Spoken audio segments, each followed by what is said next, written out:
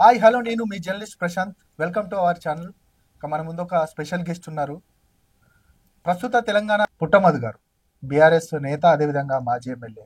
అన్ని విషయాలు అడుగుదాం. ప్రస్తుత బీఆర్ఎస్ పార్టీ తీసుకుంటున్న విధానాలు ఏంటి, ఆ తర్వాత ఇప్పుడు కాంగ్రెస్ పార్టీ పరిస్థితి ఏ విధంగా ఉంది, ఈ సంవత్సరం కాల పాటుకు సంబంధించిన పరిపాలన ఏ విధంగా ఉంది, అనే అంశాలను మనతో పాటు మాట్లాడడానికి సిద్ధంగా ఉన్నారు. సార్ నమస్తే. నమస్కారం. సార్, అంటే అధికారంలోకి వచ్చి కాంగ్రెస్ పార్టీ సంవత్సరం అవుతుంది. ఎట్లా చూస్తారు ఈ ఏడాది పాలనకు సంబంధించి? మీరు ఏం చెప్తారు? కాంగ్రెస్ పుణ్యమాని ఉమ్, ఈ దేశాన్ని చీకట్లో ఉంచిన పార్టీ కాంగ్రెస్ పార్టీ. ఉమ్, అయితే ఇవాళ 25-30 సంవత్సరాల పిల్లలకు తెలియదు కాంగ్రెస్ పార్టీ అంటే ఏందో. ఉమ్, ఉమ్, తెలిసినటువంటి పెద్దవాళ్ళు కూడా మోసపోయినారు. ఉమ్, ఇవాళ అందరు కూడా అది ఇంత ఘోరం అవుతుందని అనుకోలేదని వాళ్ళుగానే బయటికి వచ్చి చెప్తా ఉన్నారు. అంటే కాంగ్రెస్ పార్టీ ఎప్పుడు కూడా మారదనటానికి ఉమ్, ఇవాళ 78 సంవత్సరాల స్వాతంత్రంలో మనం చెప్పుకోవాల్సినటువంటి పరిస్థితులకి ఉమ్, వాళ్ళే కారణమైనరు. ఓకే. అంటే కాంగ్రెస్ పార్టీ అంటేనే ఈ దేశానికి చీకటి. ఉమ్, వాళ్ళు ఎప్పుడు కూడా వెలుగును ఉమ్, కాంక్షించరు. వాళ్ళు చీకట్లో ఉంచాలని చూసిరు ఈ దేశాన్ని. కనుక ఉమ్, ఇవాళ వాళ్ళ నిజ స్వరూపాన్ని మళ్ళీ ఒకసారి బయట పెట్టుకున్నారు. ఉమ్, మనం తప్పు.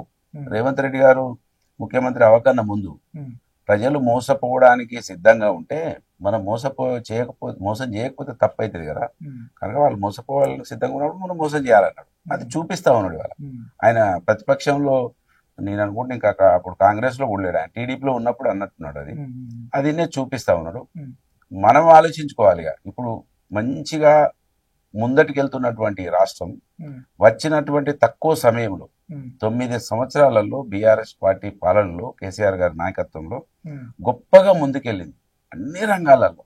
ఇవాళ మనం హైదరాబాద్ను చూసినా, గ్రామాలలో మామూలు పల్లెటూరును చూసినా, ఉమ్, అంటే పల్లెటూర్లలోకి ఒక రోజు ఎవరు కూడా చీకటి అయిందంటే ఉండకపోయేవాళ్ళు. ఎందుకంటే కరెంట్ ఉండదని, ఉమ్, అక్కడ ఏ వసతులు ఉండేయని. ఉమ్, కానీ ఇవాళ ఆ మంతెన నుంచి మారుమూల గ్రామానికి ఏ రాత్రి అయినా వెళ్ళేటువంటి అవకాశాలు కలిగినాయి. రోడ్లు వచ్చినాయి, ఆ, లైట్ వచ్చింది, తర్వాత నెట్ సౌకర్యం వచ్చింది. ఉమ్, నెట్ ఇవాళ మా దగ్గర దమ్మూరు బూరుగూడెం అని ఛత్తీస్గఢ్ బార్డర్ లో ఉంటది. ఓకే. అక్కడ కూడా వర్క్ ఫ్రమ్ హోమ్ పనిచేసినటువంటి పిల్లల్ని మనం చూసినాం. ఉమ్, సో అంతా హైదరాబాద్ నుంచి గ్రామాల వరకు అభివృద్ధి జరిగితే ఇవాళ ఎక్కడిదక్కడ అభివృద్ధి కాదు కదా, వెనుకకు పోతా ఉన్నాం. ఉమ్, ఒకప్పుడు ఏదైనా అవసరం ఉన్నదంటే ఎవరైనా 100 రూపాయలు అడిగితే నిమిషంలో తీసి ఇచ్చేవాళ్ళు. ఓకే. ఇవాళ 100 రూపాయలు కూడా కనబడినటువంటి పరిస్థితులకు కాంగ్రెస్ పార్టీ తీసుకెళ్ళింది. ఉమ్, కనుక కాంగ్రెస్ పార్టీ తప్పు కాదు. మేధావులుగా మీరు మీలాంటి ప్రెస్ మిత్రులుగా, యూట్యూబర్లుగా అనేక మంది బీఆర్ఎస్ పార్టీ మీద దాడి చేసిన వాళ్ళు ఉమ్, ఇవాళ వాళ్ళు ఆలోచించుకోవాలి. వాళ్ళు ఇప్పటికైనా గమనించాలి. ఈ దేశంలో స్వాతంత్రం తెచ్చినమని చెప్పి మోసం చేసినటువంటి కాంగ్రెస్ పార్టీ గురించి ఇప్పటికైనా గమనించమని కోరుతున్నాను. అంటే కాంగ్రెస్ పార్టీ ఆ, ఖచ్చితంగా అంటే మేము అభివృద్ధి చేయాలని అంటే మా దగ్గర ఖజానా ఉండాలి కదా. ప్రధానంగా గతంలో ఉన్న బీఆర్ఎస్ పార్టీ అధికారంలో ఉన్నప్పుడు 7 లక్షల కోట్ల అప్పు చేసింది అనేది ఒక సీరియస్ అలిగేషన్ చేస్తూ ఉన్నారు. ఇక మీ నియోజకవర్గ పరిధిలో ఉండే కాళేశ్వరానికి సంబంధించి, కాళేశ్వరము ప్రాజెక్టుకు సంబంధించి 1,00,000 కోట్ల పైగా అవినీతి జరిగింది అనేది కూడా ఒక సీరియస్ అలిగేషన్ చేసింది. ఎట్లా ఎట్లా ఏం చెప్తారు దీని ఇప్పుడు గురించి? ఫస్ట్ నేనేమంటున్నా అంటే ఉమ్, ఇవాళ మీరు 7 లక్షల కోట్లని మాట ఉమ్, ఫస్ట్ అది తప్పు. ఉమ్, 7 లక్షలు కానే కాదు ఒక అంశం. 4 లక్షల కోట్లు. 4 లక్షలు 3 లక్షలు ఎన్నో లక్షలు ఒకటి తప్పు. ఉమ్, రెండో తప్పు ఏంటంటే వాళ్ళ కాంగ్రెస్ పార్టీ ఇవాళ రిజిస్ట్రేషన్ చేసుకొని బయటకు వచ్చిన పార్టీ. ఉమ్, వాళ్ళే చెప్పారు 1800 ఏదో సమ్ ఇయర్ లో ఆవిర్భవించినటువంటి పార్టీ. అంటే 100 సంవత్సరాల పైచిలుకు చరిత్ర ఉన్న పార్టీ అని మీరే గొప్పలు చెప్తున్నారు కదా. ఒకటి. రెండోది, ఈ దేశంలో ఎక్కువ సంవత్సరాలు పరిపాలించిన పార్టీ కాంగ్రెస్ పార్టీ. ఉమ్, ఈ రాష్ట్రంలో 10 సంవత్సరాలు బీఆర్ఎస్ పార్టీ ప్రభుత్వం ఉన్నప్పుడు ప్రతిపక్షంలో ఉన్న party Congress party. Um, main opposition party Congress party. Okay. అప్పులు ఎన్ని ఉన్నాయి, కుప్పలు ఎన్ని ఉన్నాయి అని తెలుసు మీకు. మీ ఇంటర్వ్యూలలో మీలాంటి వాళ్ళు ఇంటర్వ్యూ చేసేటప్పుడు మరి మీరే అప్పులు ఉన్నాయి అంటారు కదా, ఎట్లా ఈ పథకాలను అమలు చేస్తారంటే మాకు గాయంత తెలియలేదా అని ఆమె ఏమైనా తెలివి తక్కువ దద్దమ్మలమా అని మీరే మాట్లాడిర్రు. ఉమ్, రెండోది, కర్ణాటక వాళ్ళు ఆంధ్రప్రదేశ్ తెలంగాణ రాష్ట్రం లోటు ఉన్నది అంటే ఎవడు చెప్పిండా లోటు ఉన్నదని? కర్ణాటక కన్నా మనం మంచి పొజిషన్ లో ఉన్నాం, ఫైనాన్స్ గొప్పగా ఉన్నదని చెప్పిన వాళ్ళే కాంగ్రెస్ పార్టీ వాళ్ళు. అంటే ఏది పడుతుంది చెప్తారనేది ఇవాళ మనం కాంగ్రెస్ పార్టీ వాళ్ళ మాటలు వింటుంటే కనబడతా ఉంది. మీరు అన్నట్టు గతంలో అయితే ఈ వీడియోలు లేకముందు, రికార్డులు లేకముందు అంటే నేనెక్కడ అన్నడే అంటే తెల్లారి 7 గంటల ఇంటికి 5 గంటలకు 6 గంటలకు పేపర్ వచ్చేదాకా తెలియకపోవు. కానీ ఇప్పుడు క్షణాలలో తెలిసినా కూడా వాళ్ళ అబద్ధాలు ఆపుతలేరు. ఆశ్చర్యం ఏంటంటే మొన్న నాకు కటింగ్ చేస్తాడు మా మా మంగలి, నాకు తమ్ముడు లాంటి వాడు. ఆయన చెప్తున్నాడు అంటే వీళ్ళకు ప్రజలకు అర్థమవుతుంది, వాళ్ళకు కూడా ఆలోచన ఉన్నదని కనీసం భయం లేదా బాయ్ సాబ్, ఇది ఎక్కడ న్యాయం, ఏది పడుతుంది అంటాడని మా మంగళైన అంటుండ్రు నాతో. మంతిలో ఉన్న విష్ణు భక్తుల బాను అని నాకు కటింగ్ చేస్తాడు. మాకు చిన్నప్పటి నుంచి మేము అన్నదమ్ములాగానే ఉంటాం కనుక ఆయన అంటున్నాడు. కనుక వాళ్ళు ఎవరేమనుకుంటే నాకేంద్ర నేనని చెప్పుకుంటూ పోతా అనే ఆలోచనలు ఉన్నారు. కనుక అది బక్వాస్ ఇప్పటికైనా బంద్ చేయాలి. మీకు అన్నీ తెలుసు, తెలిసే ప్రజలను మీరు మోసం చేసిరని తప్పొప్పుకొని అయినటువంటి పనులు చేయండి. మీరు దాడులు మానేయండి. యూట్యూబర్లను అవమానిస్తాం, ఎవరైనా నాది ఇల్లు కూలిపోయిందని మాట్లాడితే మా మంత్రి ఎమ్మెల్యే లాంటి వాళ్ళు ఎవరో 2000 3000 ఇస్తే మాట్లాడుతున్నారని ఈ అవహేళన చేయడం, మంత్రి ఉమ్మడి కరీంనగర్ జిల్లాకు సంబంధించి మంత్రి నియోజకవర్గం గుర్తుకు రాగానే మొట్టమొదటగా శ్రీపాదరావు కుటుంబం, ఆ తర్వాత అక్కడ ఆ ఆధిపత్యాన్ని ఎదిరించి నిలిచిన వ్యక్తిగా పుట్టమధు పేరు గుర్తుకొస్తుంది 100%. ఆ పుట్టమధుకు సంబంధించి ఒక కింది స్థాయి నుంచి ఒక బీసీ సామాజిక వర్గము, అట్టడుగు సామాజిక వర్గం నుండి ఇప్పుడు ఒక ఎమ్మెల్యేగా గెలిచి ఆ తర్వాత ఇప్పుడు జడ్పీ చైర్మన్ గానేమో మొన్నటి వరకు చేసిన సందర్భం. ఎట్లా అంటే మీ రాజకీయ ప్రస్థానాన్ని ఎట్లా చూస్తారు?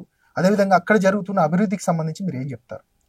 మంచి ప్రశ్న ప్రశాంత్ భాయ్, చాలా సంతోషం. కింది నుంచి పైకి వచ్చారని ఒక ఆయన మీరు అడిగారు నన్ను. ఇప్పటివరకు ఏమైనా నీ మీద ఆరోపణలు ఉన్నాయి, ఈ ఆరోపణలు అడిగే వాళ్ళు ఉన్నారు. కనుక నేను కింది నుంచి పైకి వచ్చి అసలు నాయకుడు అంటే ఏ విధంగా ఉండొచ్చు అనేది చూపించిన. సరే ప్రజలకు అర్థం కాలేదా, అర్థం చేసుకోలేరా అనేది సబ్జెక్ట్ వేరు. కానీ కళ్ళకు కనబడేటట్టు నా అభివృద్ధి ఉంది, నా సేవా కార్యక్రమాలు ఉంది, రెండింటిని కలిపి ప్రజలకు నాయకుడు వేరు ప్రజలు వేరు అనే భావన నుంచి నాయకుడు అంటే మావాడే అనే ఒక విషయాన్ని చూపించడం. సో అభివృద్ధి చేసినాం. వాళ్ళు పివి నరసింహరావు 4 సార్ల, శ్రీపాదరావు గారు 3 సార్ల, ఇవాళ దుద్దిల్ల శ్రీధర్ గారు 5 సార్ల.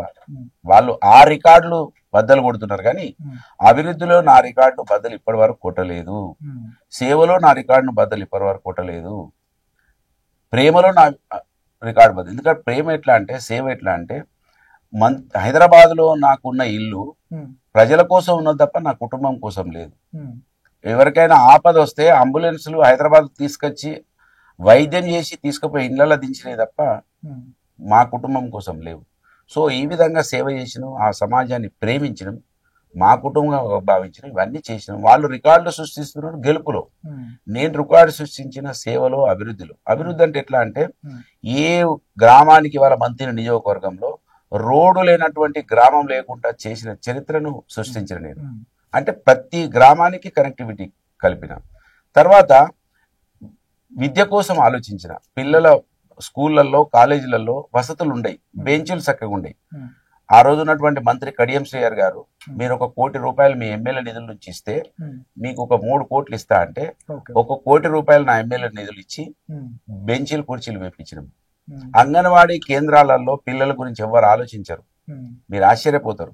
సర్పంచ్ ఉంటాడు, సర్పంచ్ సాబ్ ఆ పిల్లలకు ఇంత బుగ్గ పెట్టి ఫ్యాన్ పెట్టవేండు, మేము పెడతాం, అది గవర్నమెంట్ చేయాలంటాడు.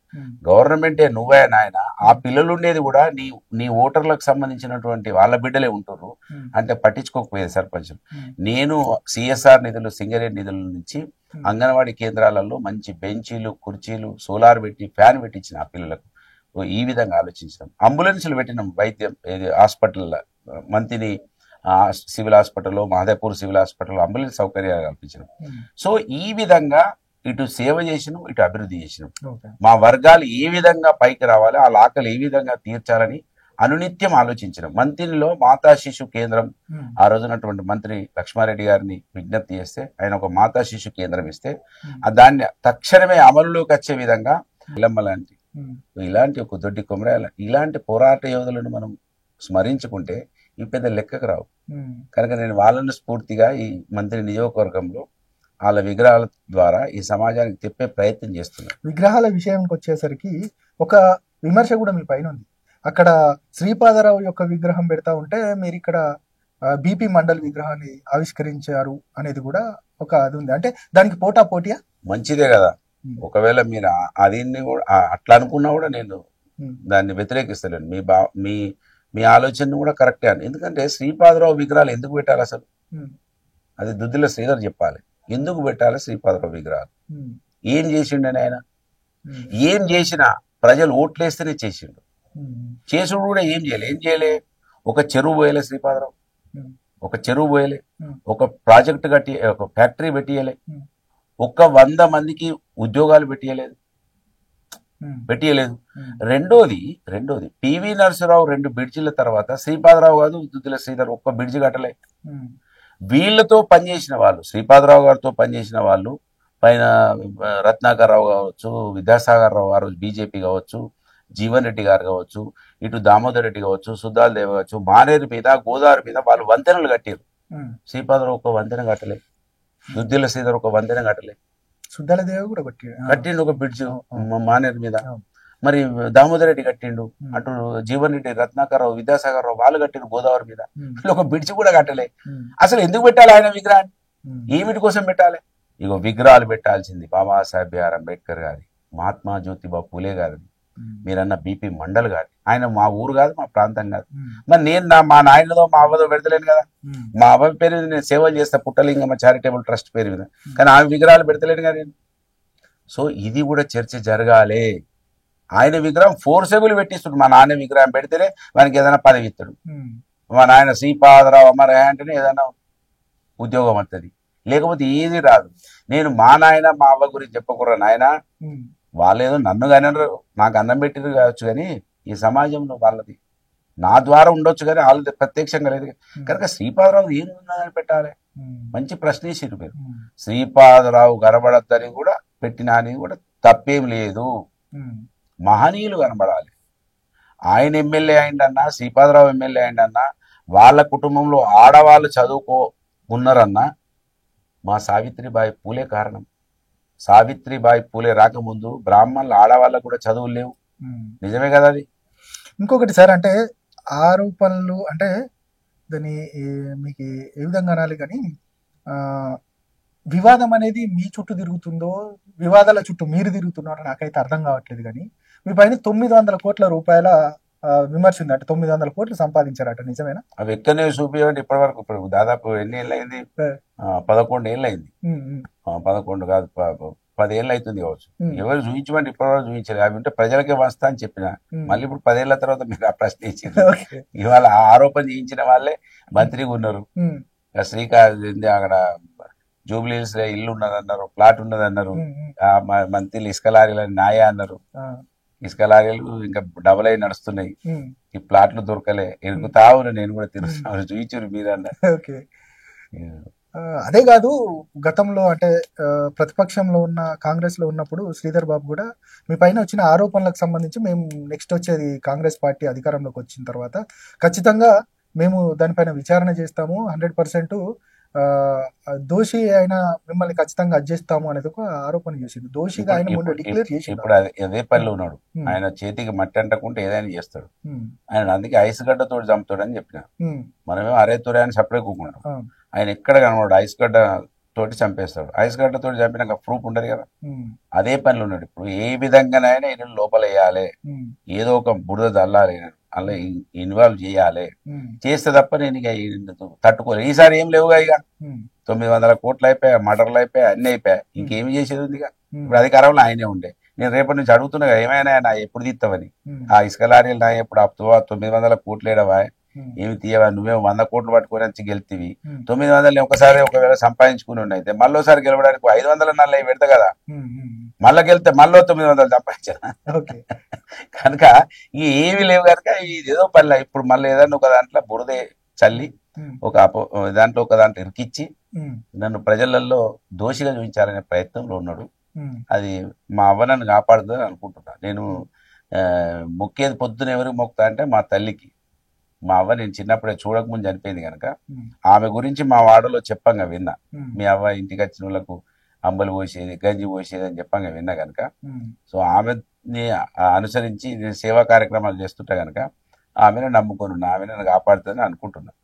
సార్ శ్రీపాదరావు చనిపోయిన తర్వాత శ్రీధర్ బాబుని రాజకీయ పరంగా ముందుకు తీసుకొచ్చింది మీరే. 100% ధన్యవాదాలు.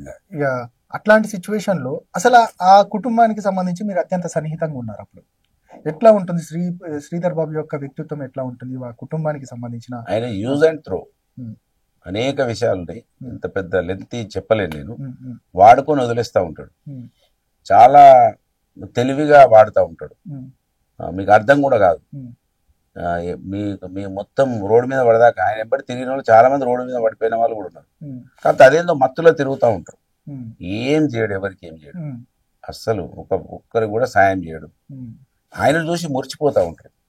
దాన్ని నేను క్యాస్ట్ ప్రభావం అనుకుంటా. ఇప్పుడు జనరల్గా మనం దేవునికి భక్తునికి అనుసంధాన కావాలి పూజారి. అవును, పూజారిని మొక్కుతారని తప్ప దేవుడు మనకి ఏం తెలుసు? ఉమ్, ఆయనను కల్పిస్తాడని అనుకుంటాం. ఉమ్, సో ఈయనను కూడా అదే, అయ్యగారు కనబడంగానే ఇట్లా మన చేతులు వస్తాయి, ఉమ్, ఇక మనం కనబడం అవుడే కదా అంటాడు. ఉమ్, అందుకే మైనార్టీగా ఉండి 3 ఓట్లు ఉంటాయి, వాళ్ళే 3 ఓట్లే, ఉమ్, దాదాపు 300-400 ఓట్లు గడుపు ఉంటుంది. ఉమ్, వాళ్ళు 70 ఏళ్ళ మొత్తం వాళ్ళే పరిపాలిస్తారు అంటే ఎంత గ్రేట్ చెప్పు. ఉమ్, ఈ కంప్యూటర్ యుగంలో కూడా ఇవాళ మళ్ళా ఓట్లేసి అన్న ఏం లేదు గట్టిగా అయితే పరిశాన్ అవుతానమే అంటారు. ఉమ్, మళ్ళీ ఎలక్షన్ రాగానే మళ్ళా సార్ దిగుతాడు మెల్లగా. ఇప్పుడు కోర్టు గీట్ వేసుకొని తిరుగుతున్నాడు, ఉమ్, అసలు మామూలు గెటప్ లేదు ఇప్పుడు. ఉమ్, కానీ మళ్ళీ ఎలక్షన్లు అప్పుడు చూడు, ఉమ్, వాళ్ళ మిత్రుడు ఒక ఆయన చెప్తుండట, మళ్ళీ ఎలక్షన్ ముందు అంగిలాగు అట్టిదే ఇస్తిరి ఉండదు, ఉమ్, గంజి ఉండదు, ఉమ్, ఒక చిన్న స్కార్పియో ఏదో ఒకటి పట్టుకొని వస్తాడు, ఉమ్, అయ్యో పాపం సార్ అంటట్టు ఉంటాడు. ఉమ్, అధికారం రాగానే నిజ స్వరూపం చూపిస్తాడు. ఉమ్, 10 ఏళ్ళు అయ్యో అన్నట్టున్నాడు. ఓకే, ఇప్పుడు చూసినావా, అసలు మామూలు మనుషులకు కనబడాలంటే ఉమ్, ఓ తిరుపతి దేవుని దగ్గరికి పోతారైనా 10,000 దర్శనం డైరెక్ట్ పోవచ్చు. ఉమ్, సార్ దగ్గర పోతే 20,000 పెట్టినా డైరెక్ట్ దర్శనం లేదు. ఉమ్. ఆ విధంగా ఉంటుంది. ఇంకొకటి మీ సేవా కార్యక్రమాలు కూడా నేను విన్నాను. ఏది అమ్మ నాన్న మన సారీ పుట్టలింగమ్మ పుట్టలింగమ్మ ఆ చారిటబుల్ ట్రస్ట్ ద్వారా అనేక సేవా కార్యక్రమాలు చేస్తున్నారు. ఏంటి అసలు దాని స్ఫూర్తి ఎవరు, ఏంటి, ఎందుకు పెట్టాల్సి వచ్చిందంటే? మా తల్లి స్ఫూర్తి, ఉమ్, మా తల్లి స్ఫూర్తి. ఆ, ఆమె స్ఫూర్తితోటే నా భార్య ఉమ్, కొంత మోటివేట్ చేసింది. ఉమ్, ఉమ్, మా అల్లుని పాత్ర కూడా ఉంటుంది. ఓకే, మా అక్క కొడుకు ఉమ్, వాడు కూడా ఒక పశువులకు ఉమ్, నీళ్లు పెట్టాలని, ఆ పశువులు అట్టిగానే పాపం ఆ సంతలోకి వస్తే పొద్దున్న దాకా ఉంటున్నాయి, దానికి నీళ్లు పెట్టాలని వాని ఆలోచన. ఉమ్, నా భార్య ఆ, అంతకన్నా ముందు నుంచి అంబలి కార్యక్రమాన్ని పెట్టింది. ఉమ్, అంబలి పెడదాం, అత్తమ్మకు పేరుంది మన వాడల, ఉమ్, అత్తమ్మ అంబలి పోసేది అంటున్నారు. అంబలి మన తెలంగాణలో బాగుంటుంది కనుక ఆమె అట్లా అట్లా ట్రస్ట్గా మారింది. అది ఒక్కొక్కరు ఒక్కొక్క ఆలోచనతో ట్రస్ట్గా మారి ఉమ్, మేము ఆల్రెడీ ఎప్పటి నుంచే, నేను చిన్నప్పటి నుంచే నేను మా మా నాన్న ఆ, ఎంత కోపం చేసినా, ఉమ్, చాలా ఇబ్బందులు గురి చేసినా కూడా నా ఎంబడి ఒక్కరన్నా దోస్తు అన్నం తింటాడు. ఉమ్, ఉమ్, ఉమ్, అన్నం తినేటప్పుడు తిట్టేటోడు మా ఫాదర్, ఏం పని చేసిరని అన్నం తింటారని, అంత ఘోరంగా ఉండేది. ఉమ్, అయినా కూడా ఒక దోస్తు ఉండేది నా ఎంబడి భోజనానికి. ఉమ్, ఉమ్. సో అట్లా చిన్నప్పటి నుంచి ఏదో ఒకటి చేయడం అలవాటు కనుక అది రెండు కూడా మింగిలై నడిచింది అది. ఓకే. అంటే ఇంకొకటి నేను అంటే మీ ఇంటర్వ్యూలో అడగాలనుకున్నాను. ఇన్ని ఆరోపణలు, ఇన్ని విమర్శలు వచ్చినప్పుడు మీ పార్టీకి సంబంధించి కేసీఆర్ అధినేత కేసీఆర్కి సంబంధించి మీకు ఎట్లాంటి ప్రోత్సాహం ఇచ్చారు నిజంగా అంటే? 100% ఇచ్చారు. ఉమ్, ఎందుకంటే కేసీఆర్ గారికి అంత అర్థం తెలుసు. ఉమ్, నేను చెప్పినా కదా ఇంతకుముందే, ఉమ్, 72,000 ఓట్లు ఇవాళ కూడా వచ్చినాయి అంటే ఉమ్, అది ఆశామాషి కాదు అని వారే ఉమ్, కొంచెం ఆశ్చర్యపడ్డట్టుగా నేను విన్నా.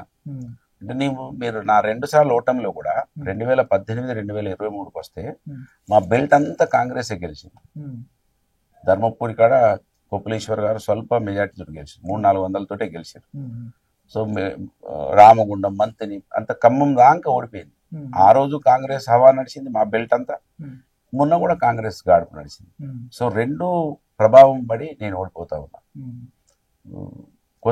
కొంత అదైనా కూడా అంటే మీకు ఇన్ని ఓట్లు రావడానికి కారణము మీరు రౌడీగా అక్కడ ఉన్న వాళ్ళందరినీ బెదిరించి ఓట్లు వేయించుకుంటారు అనేది కూడా ప్రచారం. అది అది ఎవరు అనలేదు, మీరు అంటున్నారు. ఉమ్, కానీ ఇప్పుడు అంత ఉమ్, జరుగుతుందని నేను అనుకుంటలేను, ఉమ్, అంత భయపడతారని నేను అనుకుంటలేను. ఉమ్, రౌడీజాన్ని గుండాయిజాన్ని ఎవరు కొనసాగిస్తారు? ఉమ్, ఆంధ్ర లాంటి ఆంధ్ర ఆంధ్రలో ఉన్నటువంటి రౌడీజమే ఖతమైపోయింది. ఉమ్, ఉమ్, ఇప్పుడైతే లేదు, మనం అప్పుడు చూసినప్పుడు ఉన్నది. ఉమ్, రాయలసీమ ఆ ఫ్యాక్షనిజం ఇప్పుడు ఎక్కడైంది? ఉమ్, ఎంత కంప్యూటర్ యుగంలో ఇవాళ ఎక్కడ చూస్తే అక్కడ సోషల్ మీడియా ఇంత పెద్ద ఎత్తున ప్రభావం ఉన్నప్పుడు నువ్వు రౌడీజం చేయగలుగుతావా? కనీసం మాట్లాడితే దొరికిపోతావు. yes. ఎవరి జేబులలో వాడు ఫోన్ పెట్టుకొని వస్తున్నాడో తెలుస్తుంది. ఉమ్, అంటే అది తప్పు మాట. ఆ, ఎవరు అని ఏది ఉండరు. అంటే ఎవరు అంత ప్రచారం ఎవరు చేస్తారు అని అంటే ఏం మా ఎమ్మెల్యేనే. ఇది కనబడని వ్యవస్థ నడుస్తూ ఉంటది. ఉమ్, ఉం. ఎవరు నువ్వు ఆయన తిట్టుకో అని కూడా చెప్పడు ఆయన. ఉమ్, ఆయన మెప్పు కోసం వీడు నన్ను తిడతా ఉంటాడు. ఉమ్, పుట్టమొదలు తిడితేనే మా సార్ నన్ను మార్కులు వేస్తారని తిడతా ఉంటాడు. ఉమ్, ఆయన బాగున్నావా అనాలంటే వీడు నన్ను తిట్టాలి. పుట్టమని తిడితే బాగున్నావా అంటాడు. సో అట్లా తిడతా ఉంటారు, రకరకాల ప్రోగు చేస్తూ ఉంటారు. ఇవి కొన్ని చెప్పలేము ఇక, yes. ఇవి అర్థం కూడా కావు. రెండు అంశాలతోటి ముగిస్తాను.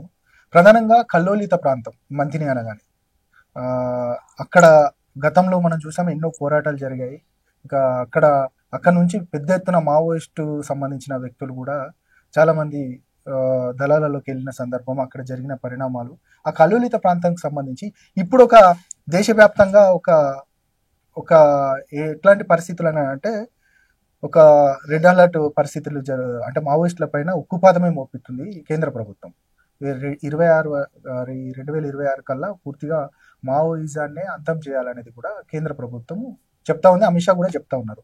ఎట్లా చూస్తారు? ఎందుకంటే మీరు దగ్గరగా చూసిన సందర్భాలు, ఇటు మావోయిస్టులు ఇటు పోలీసుల మధ్యలో జరుగుతున్న సందర్భాలు, ఇవన్నిటికి సంబంధించి మీరు ఏం చెప్తారు? మొన్ననే ఒక 27 మంది ఏమో చనిపోయారు మావోయిస్టులకు సంబంధించి. తెలంగాణ ప్రాంతంలో నిజంగా కొంతనన్నా కొంత అవేర్నెస్ కావచ్చు, కొంతనన్నా కొంత ఈ భూస్వామ్య పెత్తందారి వ్యవస్థ నిర్మూలన కావచ్చు, వాళ్ళు ఉపయోగపడ్డారు. వాళ్ళు లేకపోతే ఇప్పటికి కూడా మనం బీహార్ అని ఛత్తీస్గఢ్ అని చెప్పుకునేటువంటి పరిస్థితులు మన తెలంగాణలో ఉంటుండే. అప్పుడు అవసరం ఉండే. అయితే నేను ఒక బీసీ సామాజిక వర్గంకు సంబంధించినటువంటి బిడ్డగా, అక్కడ కష్టాలను చూసినటువంటి బిడ్డగా, ఇప్పటికైనా నేను అమిత్ షా ఏమన్నాడు, అమిత్ షా ఛాలెంజ్ ఏదో నాకు అవసరం లేదు. కానీ ఇప్పుడు మనం అవసరం లేదు తుపాకులు. మనం మనకు ఆయుధాన్ని ఇచ్చిండు మన బాబాసాహెబ్ బిఆర్ అంబేద్కర్. గొప్ప ఆయుధం రాజ్యాంగము, ఓటు. దాన్ని అర్థం చేసుకోవాలి. దాన్ని ముందుగా మనం పూర్తి అవగాహన చేసుకోవాలి. రాజ్యాంగం ద్వారానే, ఓటు ద్వారానే ఈ ప్రజాస్వామ్య వ్యవస్థలో ఏదైనా సాధించగలుగుతాం. రెండోది, ఇంత పెద్ద గవర్నమెంట్ తోటి నువ్వేం కొట్లాడగలుగుతావు? గవర్నమెంట్ దగ్గర అనేక వ్యవస్థలు ఉన్నాయి. ఇవాళ టెక్నాలజీ పెరిగిపోయింది. Pin pointed. నేను ఫారెస్ట్ ఆఫీసర్ దగ్గర కూర్చొని ఒకరోజు చూసిన, ఫారెస్ట్ లో ఒకరోజు ఒక చెట్టు నరికితే అదే రోజు తెలుస్తున్నది. ఒక చెట్టు నరికేస్తే రెండు నరికి 3 నరికి నాకు చూపించారు ఫారెస్ట్ అధికారులు. మీరు అంటారు కదా సార్ ప్రజలు, ఇవాళ ఒక చెట్టు నరికిండు, 2 నరికి 3 అట్లా చూపిస్తారు. అంటే మొత్తం షార్ట్ లైన్ ద్వారా నువ్వు ఎక్కడున్నో దొరికిపోతావు. కనుక అవన్నీ ఎందుకు అవసరం లేదు. మనకు గొప్ప రాజ్యాంగం ఉంది, చట్టాలు ఉన్నాయి, ఇలా ప్రజలకు అనేక హక్కులు ఉన్నాయి. దాన్ని అర్థం చేసుకో. నువ్వు తుపాకీ ద్వారా ఏదైతే సాధించాలనుకుంటున్నావో అదే తుపాకీ పక్క పెట్టుకు పెన్నుతోటి సాధించు, ఓటుతోటి సాధించు, ప్రజల్ని చైతన్యం చేయి. అనేక వేదికలున్నాయి నీకు. ఇవాళ అనేక ప్లాట్ఫామ్స్ ద్వారా నువ్వు ఎంతంత అవేర్నెస్ చేయొచ్చు. అదేదో రాత్రి పావులు తిరిగే కన్నా పొద్దున దాకా మంచిగా తిరుగు, ఇంటింటి పోయి కూసో, అవేర్నెస్ చెయ్యి. ఇంకా అవసరం లేదు. ఆ రోజు అంటే నక్సలిజంలో పోయిన వాళ్ళు కొంత ఐడియాలజీ లేకపోతే చదువుకోనో వాళ్ళు ఉన్నారు. ఇవాళ ఛత్తీస్గఢ్లో అయితే పూర్తిగా గిరిజనులు, వాళ్ళకి ఏం తెలియదు పాపం. ఎందుకు పోతాడో తెలియదు, ఏమైతుందో తెలియదు. సో దాన్ని పక్కకు పెట్టాలని నేను కోరుతున్నా. ఒక బీసీ సామాజిక వర్గానికి సంబంధించిన బిడ్డగా ఆ చావులంటే గొప్ప అవకాశం. మనిషిగా ఒకసారి పుట్టినాం, మళ్ళీ పుట్టవో మనకు తెలియదు. సో ఈ అవకాశాన్ని సద్వినియోగం చేసుకొని ఏదైతే ఆ నక్సలిజంలో ఉన్న పెద్దవాళ్ళు ఉంటారో మీ మేధస్సునంతా ఈ సమాజాని కోసం కరిగించండి, ప్రజాస్వామ్యం వాడండి. సార్, అంటే మీ మాటలలో ఇటు అంబేద్కర్, ప్రజాస్వామ్యము, అదేవిధంగా సమానత్వము, ఇవన్నీ మాటలు అంటే ఎక్కడి నుండి, అంటే పూర్తిగా ఎక్కడ ఇన్స్పైర్ అయ్యారు మీరు? ఇన్స్పైర్ అంటే మంతిన్లో జరుగుతున్నటువంటి అన్యాయాలు, అరాచకాలు, అవమానాలు. ఇంత పెద్ద సమాజం మాది. మేమున్నాం బీసీలం 80% ఉంటాం మంతిన్లో. మిగతా 10-15% మన ఎస్సీలు ఉంటారు. ఇంత పెద్ద శాతం మేము ఉండంగా అసలు మాకు ఏమీ చేయకుండా, నేను చెప్పిన ఇంతకుముందు ఒక బ్రిడ్జ్ కట్టకుండా, ఒక ప్రాజెక్ట్ కట్టకుండా, ఒక ఫ్యాక్టరీ పెట్టకుండా 78 సంవత్సరాలలో అసలు ఒక 2 సార్లు రెడ్డిస్, ఒకసారి నేను బీసీ, 15 సంవత్సరాల మిగతా అంతా వాళ్ళే పరిపాలించి ఇంకా కూడా ఈ సమాజాన్ని వాడుకుంటున్నారంటే ఎంత అవమానం చెప్పండి. చలో నన్ను గెలిపియకండి, కానీ మీ కాంట్రిబ్యూషన్ ఏంది మా నియోజకవర్గాన్ని, మీరు ఏం చేశారు గొప్పగా. ఇప్పుడు కేటీఆర్ గారు ఒకసారి మంత్రి అయితే కేసీఆర్ గారు, నేను కేసీఆర్ గారికి చెప్తాను, నేను కేసీఆర్ గారు అద్భుతం చెప్తాను. ఎల్ఎండి ఉంటది కరీంనగర్, ఎల్ఎండి ఉంది కదా, ఆ ఎల్ఎండి నీళ్లు కరీంనగర్ కు లోయర్ మేనేజ్ డ్యామ్ నుంచి నీళ్లు కరీంనగర్ ప్రజలకు తాగారు సుమా, అక్కడ అలొకేషన్ లేదు. కానీ ఆ ఎల్ఎండి నీళ్లు సిద్దిపేటకి తీసుకొచ్చి ఇల్లింటికి నీళ్ళు ఇచ్చిండు 25-30 సంవత్సరాల కింద ఆయన ఎమ్మెల్యేగా ఉన్నప్పుడు. అది నాయకుని లక్షణం అంటే. మీరు గోదావరి ఒకవైపు మానేరు ఒకవైపు ప్రవహిస్తుంటే మిషన్ భగీరథ వచ్చే వరకు మంతిని ప్రాంతంలో గోదావరి నీళ్లు మానేరు నీళ్లు తాగలే ప్రజలు. ఏం చేశారు మీరు? ఎంత కోపం వస్తుంది. సమాజం తెలిసినటువంటి బిడ్డగా, ప్రజాస్వామ్యంలో ఈ వ్యవస్థ తెలిసినటువంటి బిడ్డగా నాకు కోపం రాకుంటే ఏమొస్తుంది చెప్పు? ఎంత ఆందోళన కలుగుతుంది. బాబాసాహెబ్ మహాత్మా పూలే పెళ్లికి పోతే అవమానించారు, అవమానిస్తే ఆయనను తొప్పేసారు, ఆయన ఎప్పుడు పోయిన దోస్తులను ఇంకో 4 తొప్పేసారు. వాళ్ళు నవ్వుతారు మంచిగా, ఈయనకేమో అవమానం అవుతుంది. అరే ఏందిరా, నాకేమో అవమానం, వాళ్ళు దొబ్బేస్తే అవమానం పడినా వీళ్ళకి అవమానం తెలుసలేదు బాధపడ్డాడు. ఇవాళ కూడా నేను అదే బాధపడుతున్నా. ఈ సమాజానికి ఇవాళ కాకపోతే రేపని అర్థం కావాలని తపన పడుతున్నా. అందుకే ఏదో ఒక ప్లాట్ఫామ్, ఏదో ఒక విధంగా ఈ సమాజాన్ని అవేర్నెస్. నేను రాష్ట్రం గురించి దేశం గురించి ఏం ఆలోచించా, నాకు శూన్యం. మళ్ళా మీరు రాష్ట్రమో దేశం గురించి చెప్పంటే జీరో నాలెడ్జ్ నాకు, ఎందుకంటే నాకు ఎడ్యుకేషన్ తక్కువ, నేను పెద్ద ఆ పని లేదు. నా నియోజకవర్గంలో జరగాల్సిన పని జరగలేదు, ఆశించినంత అభివృద్ధి చేయలేదు. అమాయకంగా చూసి మీరు బీసీ ఉద్యమాన్ని మరొకసారి తెర మీదకి తీసుకురావాలని చూస్తున్నారు, నిజమా? అంతే కదా మరి. బీసీ సామాజిక వర్గమే చైతన్యమై ఆ కాంగ్రెస్ పార్టీలో కూడా బీసీలు ఎమ్మెల్యే టికెట్ అడిగే స్థాయికి వచ్చినప్పుడే నిజమైన నా ఆత్మశాంతి. ఇవాళ కాంగ్రెస్ పార్టీ అనగానే ఒకే వ్యక్తి అడుగుతాడు, దుద్దిల్ల శ్రీధర్, అంతే. ఇంకోడు కూడా దరఖాస్తు కూడా పెట్టాడు అక్కడ. మరి ఆ అవేర్నెస్ కోసం రావాలి కదా. ఎందుకు అడగద్దు ఇంకోడు అక్కడ? దుద్దిల్ల శ్రీధర్ కన్నా ముందుగాటి నుంచి కాంగ్రెస్ జెండా పట్టుకొని తిరిగేటోళ్ళు ఉన్నారు. నేనంటే బయటకు వెళ్ళి వచ్చిన. ఇప్పుడు కూడా ఇంకా ఆయన కన్నా ముందు నుంచి ఉన్న వాళ్ళు ఉన్నారు, వాళ్ళ నాన్నతోటి పనిచేసిన వాళ్ళు ఉన్నారు. బీసీ నినాదాన్ని కవిత భుజాన్ని ఎత్తుకున్నది. అసలు బీసీలను మళ్ళీ ఒకసారి మోసం చేయడానికి కవితకు బీసీలకు ఏం సంబంధం అంటే కాంగ్రెస్ వల్ల సంబంధం ఉన్న వాళ్ళు ఎత్తుకోవాలా, సంబంధం ఉన్న వాళ్ళు ఎత్తుకోవాలా. వేరే వాళ్ళు ఎత్తుకుంటే మనం హర్షించాలి. వాళ్ళ అగ్రవర్ణ వాళ్ళు మన వాదాన్ని ఎత్తుకొని మన వాదాన్ని సపోర్ట్ చేస్తున్నారంటే మనం హర్షించాలి కదా. పవర్ వస్తే మనకే వస్తుంది కదా, బీసీలలో అయితే ఆమె గర్వది కదా, అంతే కదా. మన పవర్ గురించి ఆలోచించే మనం ఆహ్వానిద్దాం.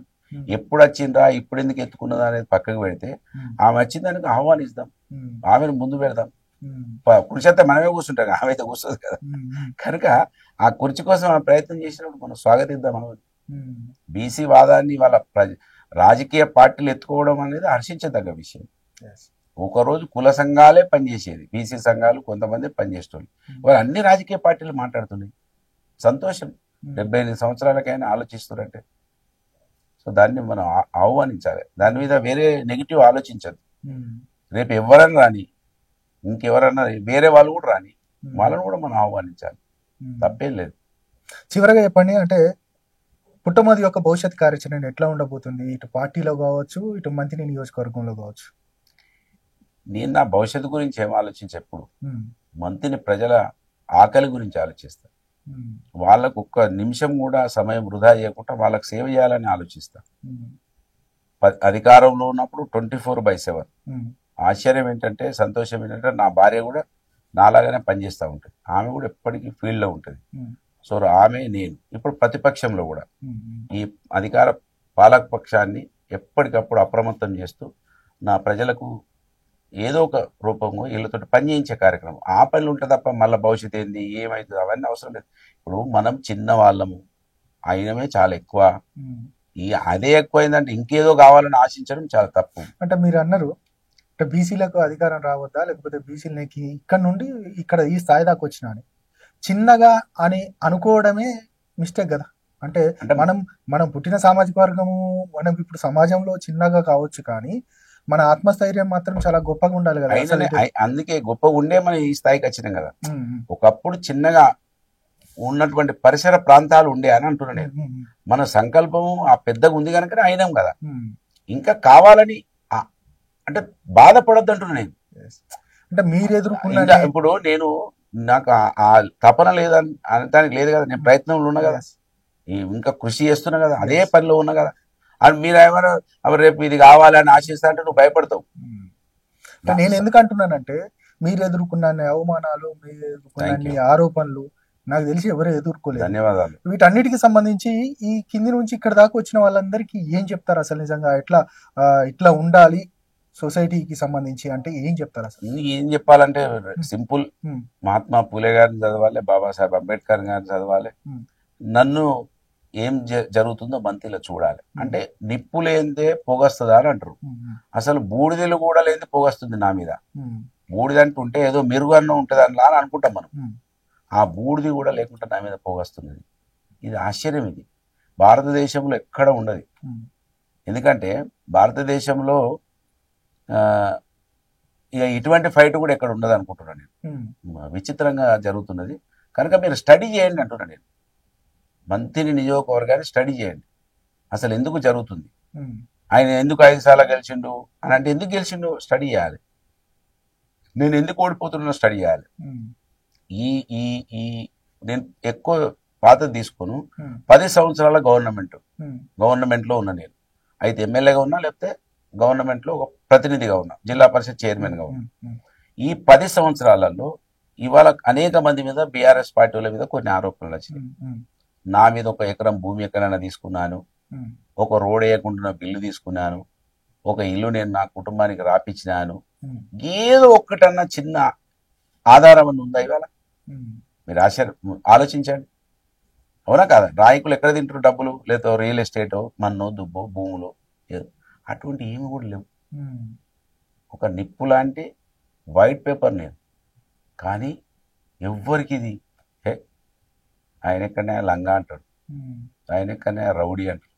ఏం లేకున్నా మీరు చూడండి, ఒక్కటన్నా మంత్రిలో ఇప్పుడు ఎక్కడికన్నా ఉండి, నేను కాదు కదా, నా కుటుంబం మొత్తం, మా చిన్నాన్నలు, పెద్దనాన్నలు, ఎవరన్నా, మా అత్తలు, ఎవరున్నా వాళ్ళదాన్ని ఇప్పటి కూడా మా అక్క, మా చిన్నాన్న బిడ్డ కూరగాయలు అమ్ముకుంటుంది.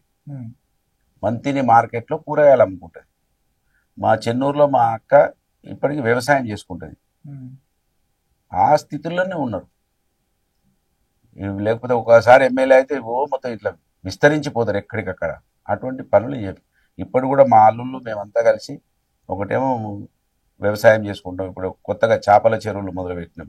నా కొడుకు మేమంతా ఏదో పని చేసుకొని బతకాలని చూస్తాం తప్ప, రేపు గొర్రెల ఫామ్ పెట్టబోతున్నాం.